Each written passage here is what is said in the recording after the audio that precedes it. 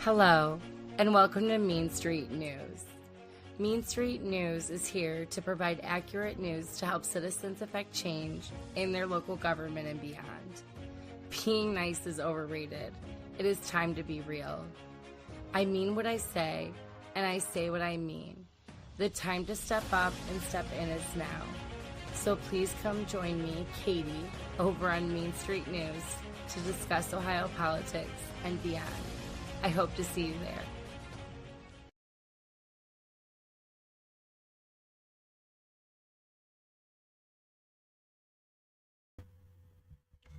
Good morning, everybody, and welcome to Mean Street News. I'm sorry about last night. The end of my recording kind of cut off, and I'm just going to get right into where we left off, which is John Reese, the North Ridgeville fire chief, who said he helped Michelle get elected. He liked Michelle from North Ridgeville. She was on city council, so they had a relationship there.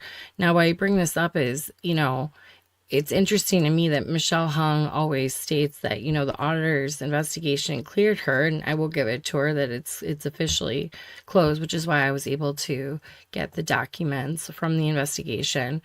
But I think, and that was the fourth investigator that cleared her, Greg Kapinski, and based on even the sheriff's report, he was giving the sheriff's departments a heads up on what Moore was sending, which was, I found very interesting. Based on a transcript that was in the sheriff's radio investigation report. The first investigator, Todd Clark, who did most of these interviews, he, I think, got it, because based off of what we heard previously, his questioning of Marks and Vasu, I think he started understanding the communication side of it, okay?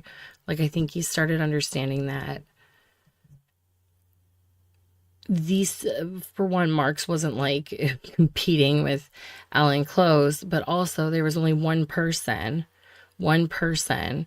that was choosing what contractor to do business with, that was helping lobby for this contractor to award them this contract, but even previously wanted to award them a $6.457 million no bid contract on this radio system, and I'll say quotations because there's lack of proof there, besides them owning the software and having repeaters on our towers and using the city of Avon's FCC license to actually operate, which is kind of insane. But we're gonna listen to the last three recordings I want you all to listen to, is from John Reese, where he is talking about, we already listened to the city. It's click one. Sorry, I'm loading it for you.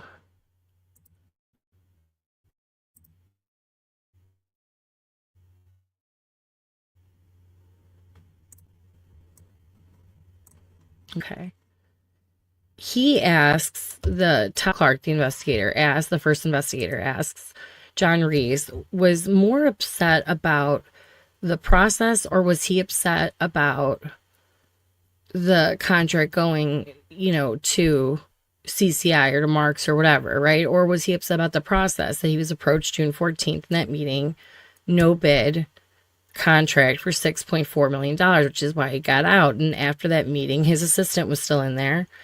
And Alan Close looks at Michelle Hung and says, you need to start working with Lundy, which a month later, that's exactly what she did. And then she spent I really feel like her entire career as a commissioner lobbying for this contract, and then fighting when it was rescinded against the other two commissioners that were supposed to be her Republican counterparts. And participating in lawfare, writing affidavits for her boyfriend's lawsuit against the county. That's you, the taxpayers. Negating her judiciary responsibility to the taxpayers of Lorain County, to the people her constituents that voted for her. So you're gonna get to where I'm saying, where I think the auditors knew Well, this investigator knew what the deal was. Just listen to him and John Reese right now, which I found super interesting.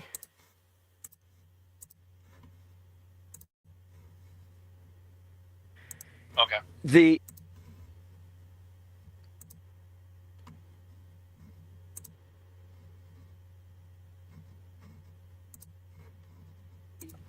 There, at some point during the process, the two commissioners, there's two commissioners there that are butting heads over it. Well, I guess it's two against one now, but initially it was two commissioners, the two Republican commissioners, Hung and Moore, that got into a disagreement over this project. You're aware of that, right? Yeah, they hate each other. Yeah, but they that are butting heads over it. Well, I guess it's two against one now, but initially it was two commissioners, the two Republican commissioners, Hung and Moore, that got into a disagreement over this project. You're aware of that, right? Yeah, they hate each other. Yeah, but they were aligned during the campaign.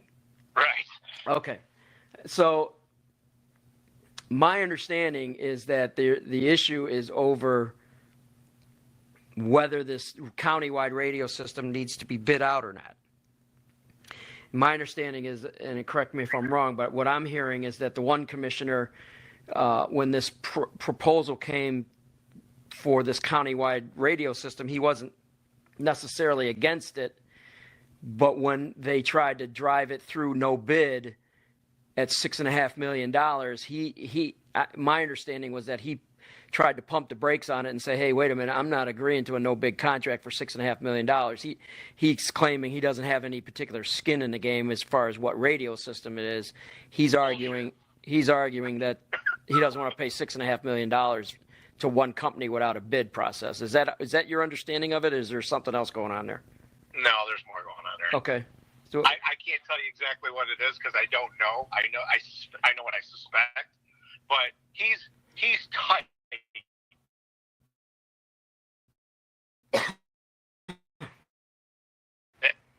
Dave Moore is tight with my safety. No one's ever said that I'm aware of at this point anyway, that no one has ever came out and said, hey, they don't believe the Harris system is the best system for this particular project or city or whatever. Quite the contrary, except for one person. Everyone else that I've talked to about this, and I'm talking safety people and politicians and regular Joes, they've all said that they thought that no one has ever picked a side except for one person. Right. And so I think that I say that to say what you're telling me is interesting because I don't think I've heard that from anybody else before. And I'm trying to figure out, like you said, what is the reasoning for? I don't think. I mean, I can share with you. I don't think. No one has told me, or I haven't heard, that Moore is pushing for the Mark system over Harris. You're the first person that's told me that. Now, maybe I just haven't talked to the right people yet. I mean, yeah, but talk to the 911 director; he'll tell you that. Yeah. For sure. Okay. You talk to Mike Weatherby. He's the president of the Fire Chiefs Association. I'm pretty positive he'll tell you that. I mean, we all know it. Yeah, I know a lot of things too, but what can I prove? I guess is what I'm saying. And you're exactly right.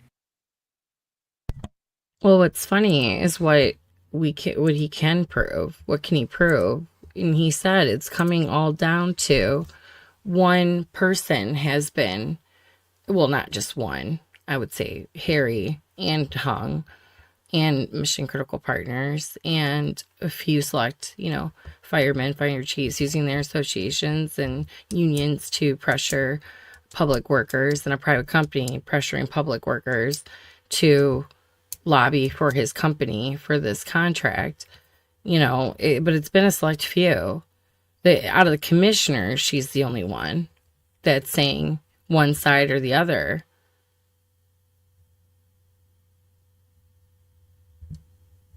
And I think he's trying to get that across to Reese, is that, it's one commissioner here that's saying, I want this. And the other commissioner saying, I want interoperability. It's our last clip.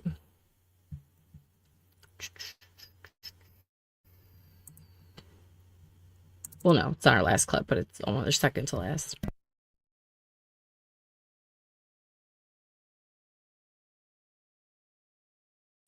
For sure. Okay. You talk to Mike Weatherby. He's the president of the Fire Chiefs Association. I'm pretty positive he'll tell you that. I mean, we all know it. Yeah, I know a lot of things too, but what can I prove? I guess is what I'm saying. And you're exactly right. And you're exactly right. Can I prove that? No, but it's not a secret. Yeah. And you're basing that just on actions, or I'm just... basing it on actions, what he says at meetings, all that. Yeah. Well, I've seen most of his meetings too, and I think the ones that I've watched, they've been more about the process than they have been about the product. Maybe I'm just not seeing it the way you're seeing it, but I've never heard him say that the county should be using Marks over Harris. No, I don't think he's ever said that. It came right out and said that in a meeting.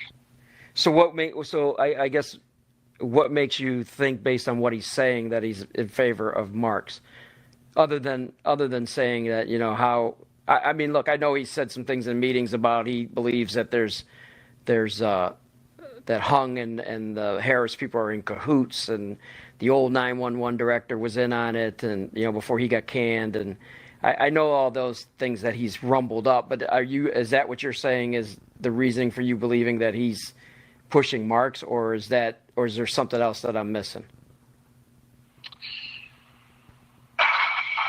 And I'm not asking you to prove anything. I'm just asking you, you know, throw some stuff out to make me think. That's all. No. There was and you'd have to talk to Alan Close about this. Okay. There was a meeting that he was involved in that he got funny with Alan Close at that meeting, was fighting with him, then wouldn't even talk to him.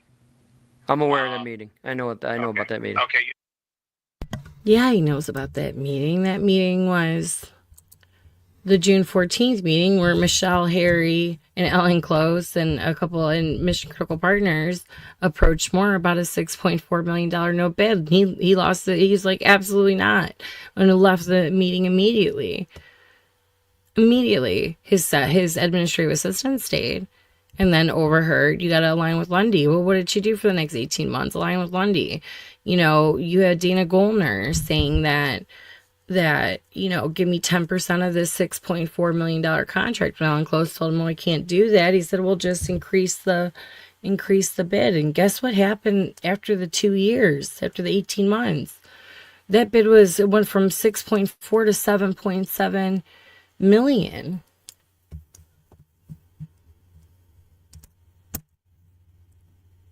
Alan Close is selling us software that we would have to, that he's using our FCC license, the city of Avon, not ours, but the city of Avon's, the taxpayer of Avon's FCC license to even be able to have this system. And also our infrastructure. It might be his equipment on our infrastructure, but it's our infrastructure. It's our water towers. 2 cities aren't even charging him a lease. You guys could actually be making money on that. I'm going to end it here today with Dave Moore, what he concludes, what I kind of conclude, and he kind of says that for one, I'm going to do what he felt, what his problem was the process. It wasn't the, you know, and it was also the affair. The affair was an issue. She was Harry Williamson's direct superior. She was the deciding vote to hire him when she should have abstained because she was having an affair with him. She did not inform her Republican counterpart until 6 months in of the affair. Regardless of what she thinks people assume, you did not, and she had to during executive session while fighting to make him keep his job after those two for the last 6 months prior lobbying on behalf of a private vendor who was doing work with the cities. It had nothing to do with the county except they needed a spot on our tower. And then it turned into, you know, a county-wide system that Alan Close was going to own, but he doesn't own the towers. He doesn't own the FCC license. And why would he invest, which is the biggest question that they asked this episode? Why would any company invest when these cities could just pull out and go to Marks at any time? And this company has been suing the taxpayers of Lorain County over the last 3 years over this.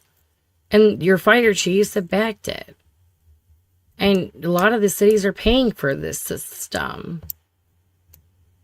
And just like, Mr. Basu said, Huron County's had problems. Medina County's had problems. Miller even said that.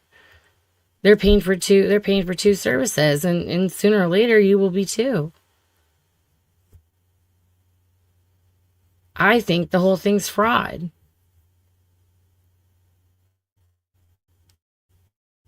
I think, bribery, extortion went on, because when after all this happened in 2022, we go on to 23 and 24 and see what happens there is insane. And it adds on to it, which is what we're going to discuss next episode. And then we're going to wrap this up, and I'm going to go over the RICO and how it's a RICO. I'm going to go over RICO statutes. I have a little video for you guys on what RICO is. Specifically the Hobbs Act. It's a really interesting one. It's for public officials. And we're also going to remind you of a case in Cuyahoga County with Jimmy DeMora, who was sentenced to 28 years in prison. He was just released during COVID, but 28 years in prison. And Lorain County makes Jimmy DeMora look like, innocent. That's it looks like nothing. It looks like he should have gotten a 6-month probation. We need, I believe, forensic audits. I want a forensic audit of all the fire stations, all the cities. Where's all this money going, and where was it going to go to? And my biggest thing too, even with the county in the past, is if this is just going on with one contract, how do you think it's gone when we are under Democratic control for the last 40 years? Very pro-union. And Lorain County's infrastructure hasn't gotten any better. I've lived here since 2002. 23 years. Same old Lorain County. We've had businesses leave. Stay focused, Lorain County.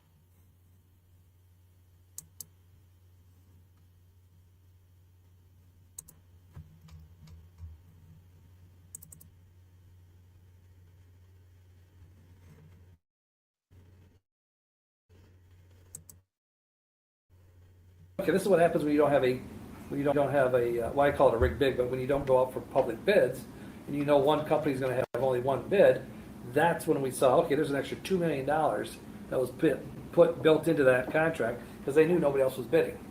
So I'm telling you stuff that's not in here. I'm telling you what I lived and what you don't see.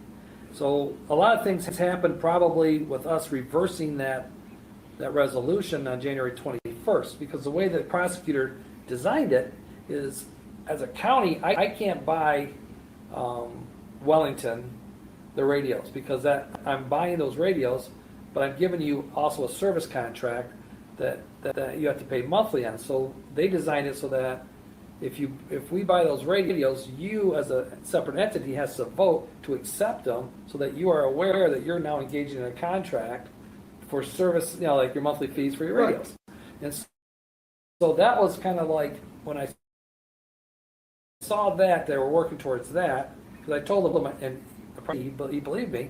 He goes, "This smells bad. This is bad. We can't move. Help me out here." So that's what. Well, with the prosecutor, you shouldn't be saying what the prosecutor told the board, unless you have authority from. Well, Well, all I'm saying is what happened. So I don't. Okay. Thank you, attorney. But anyway, and so once they built in that. They had 60 days after they voted, they had to get resolutions from the local communities. Then I knew we had her out to reverse that contract to protect the county from not only an $8 million purchase, but it also protects us what it costs us 2024, I believe, to turn the whole county into a one radio system, which and what Jeff and I are doing now is we're trying to convert the county into interoperability, so let your local communities decide. Okay, so when Stemetti got involved this year, and I hate to say it this way, but that's when everything turned political, and unfortunately, I believe you guys, I hate to use the word, I think you might say it too, which is a political football. This became a public fiasco. Michelle Hung has no, what do you call it, pride, soul, whatever. She doesn't care, and it's more of a destructive course. Stemetti is a 25-year or 24-year sheriff. She's aligned himself with him. This is ugly politics at its worst. My friends in Cuyahoga County says we weren't that bad. I'm just telling you because I know I got a few buddies in Cuyahoga County that said, "Oh my gosh, we weren't this," and it's embarrassing.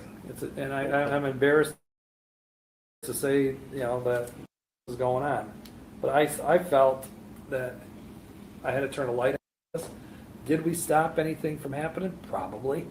Was there going on cash exchanging? I don't think we'll ever know.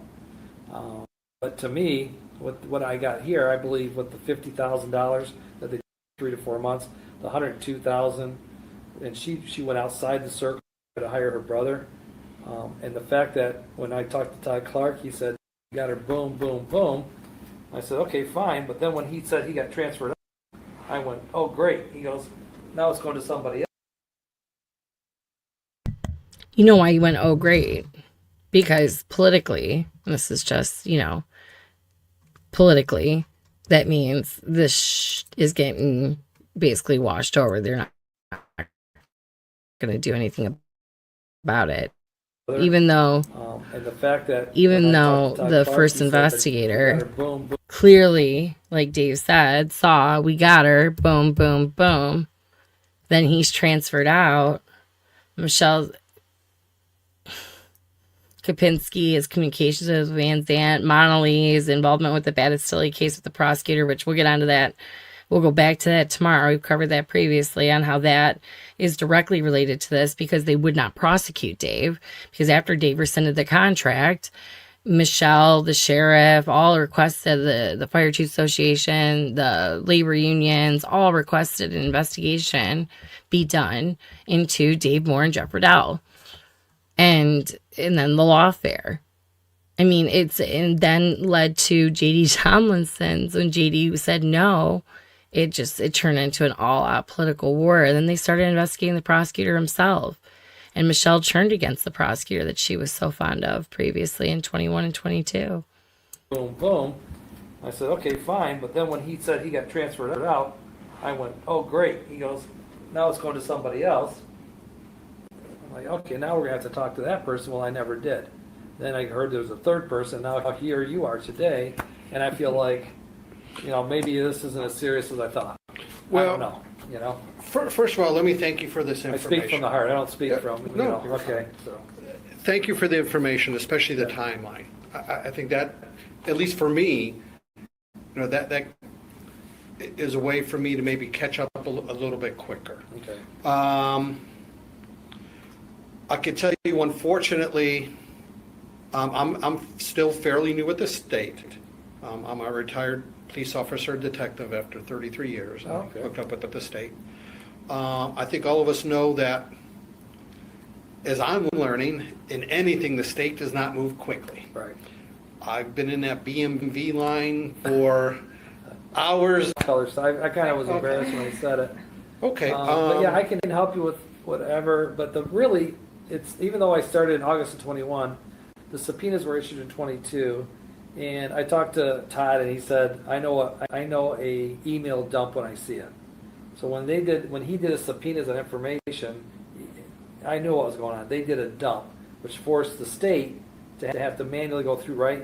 Were you involved in any of that, where they dumped all those emails? Part of it. Yeah, so what I tried to do was give you guys something organized instead of a dump, which Yeah, that probably and that's costs what? appreciated. Well, that probably costs 3 to 4 months, maybe 5 months, right? I mean, who knows?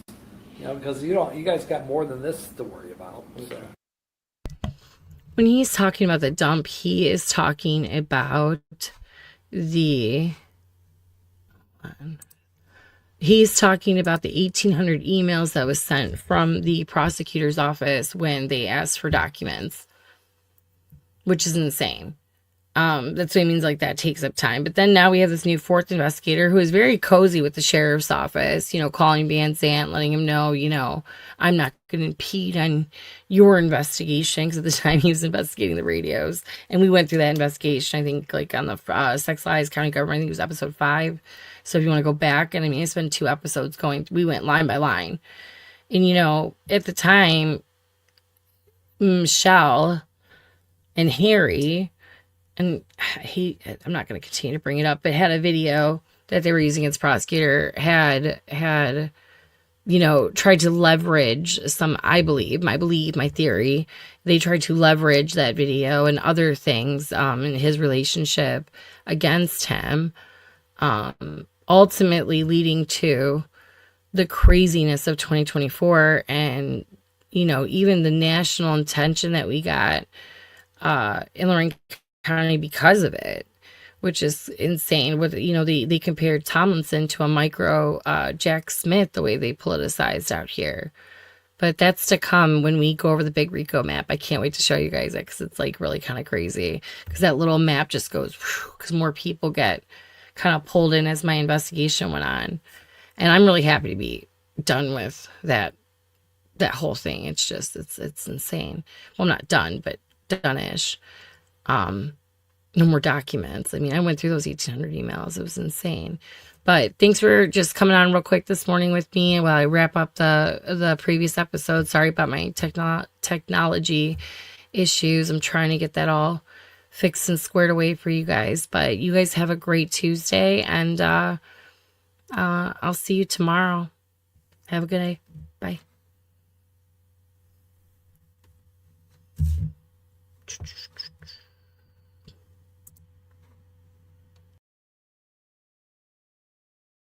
Thank you for joining me today on Mean Street. I hope you enjoyed the show.